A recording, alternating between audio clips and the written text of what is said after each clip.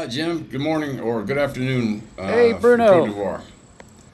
Hey, so I had an idea. I was just sitting here thinking about, and I don't know how to exactly put this, but I just want to tell you that I've had a great curiosity about you. Okay, so how can I explain this? So when I'm making content or whenever I watch red pill content videos, and I always go right to the comment sections and I read men's comments. And a common theme in the comments is that I see men who and they don't always state their age. Sometimes they do, but sometimes it'll be some guys in their 20s and 30s, maybe even 40s and beyond. Sometimes, but it's usually men in their 30s, and they talk about how were they now are happy that they never dated, never got married, were single, and now they have all their money. They got their retirement or their saving money, so they basically are just swearing off women, or they're just glad they're never gonna never gonna get married, and so the first thing that pops in my mind, and this is what makes me curious about you. The first thing that popped in my mind whenever I hear that, I think about how men are coping, and I wonder what types of guys these are. Because we talk about incels, we talk about, how most 80% of women find, or, most women find most men unattractive, and they don't give them the time of day. So sometimes I wonder, are these men coping because they can never get dates before and they just can't get a woman? They don't know how to interact with women. They're awkward. Maybe they're unattractive. And then I think, okay, they're just saying that because they can't get a woman anyway, and so they're just gonna swear women off, even though they've never had any kids, no relationships. And so in my mind's eye, I was picturing some unattractive, fat, incel type, maybe out of shape, maybe doesn't take care of himself, maybe he's just so socially awkward that he can't even interact with people, what I feel like is normal. Because I feel like, at least when I look in the mirror, I see sort of an average guy. I'm 6'2", but I'm not. I can be shy sometimes, but for the most part, I'm an outgoing individual. Traveled. I can speak in front of people. I have good enough social skills to where I'm not seen as awkward, and I've certainly had my share of women. And I have friends, and I have long-term friends. So I think that is a testament to maybe my somewhat good character.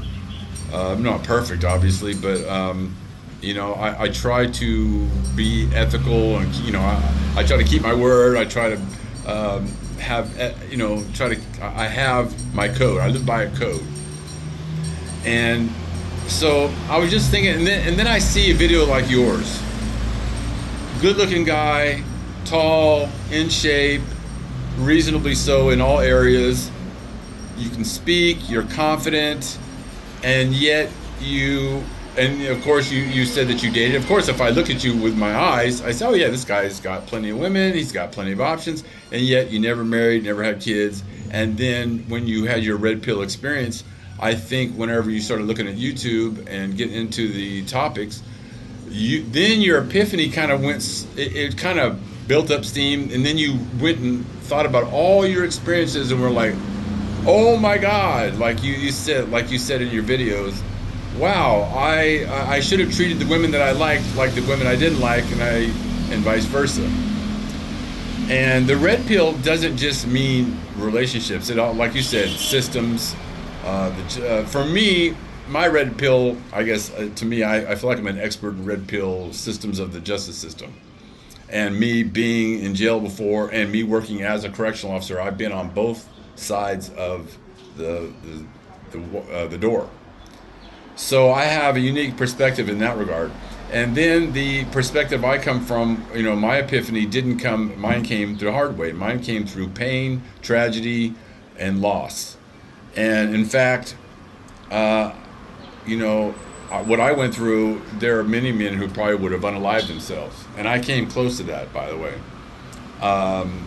It's really hard for me to admit that. I mean, I was seriously thinking about it at some point, like 10 years ago, because it's almost crushing, the feeling that you have of futile. You just have this feeling of it's not worth it. So I went to a really dark place, and in fact, so much so that I ended up in a VA rubber room. Not literally, but I went to the psych ward for nearly 2 weeks. Self-admitted myself in, but that was after I was trying to get help from self-medicating and trying to get help from the girlfriend I had at the time was being abusive, and I was on parole at the time. So when I say she was abusing me, she was using the parole system to abuse me, and was making me homeless, was financially abusing me, and I was stuck between a rock and a hard place, and I thought about ending it. So after that, it wasn't until I got away from her and being homeless and going to jail a few times that it finally woke me up, and I just said, I'm just going to go my own way, and that's how I ended up going MGTOW for a few years. So I'm just curious how other men, I wonder if you could ask this on your channel, or maybe I'm asking right now. I would like to hear stories from other men on how you got red pilled. Did you come the hard way, or did you come how Jim? Shout out to Jim B. Jim B is his channel. I'm speaking to Jim and speaking about, just in case I post this, I don't know if I'm going to post this yet or not, because I don't script anything, and I might say something off the cuff that's embarrassing or too much information. So, how did you become red pilled? Was it the hard way, or did you do it as Jim did? You became middle-aged, you maybe retired from the military, or you retired early, or you had time, because these topics take a lot of effort. Jim, I really respect, and this is what I really like about Jim's channel, is that he really muscled through it with his noggin, and then coupled that with his experience in all the 20 or 30 years of dating, and also the politics of his military career. Sorry, it's a noisy road, my sound's not good. So, how did you become red pill? Was it the easy way? And if you came the hard way, was it through tragedy, pain, and loss? And I'm not talking about just divorce. I'm one of those guys that was, not only did I get divorced, but I went to jail on false allegations. Then I had a corrupt justice system. And listen, I'm not exaggerating, and maybe I'll tell the story one day. It's really, really personal to me, because it was it ruined my reputation. I had lost my freedom for many years, and I don't like to get out here and boo-hoo about it, because I'm fine now. And I wouldn't change a thing about the past.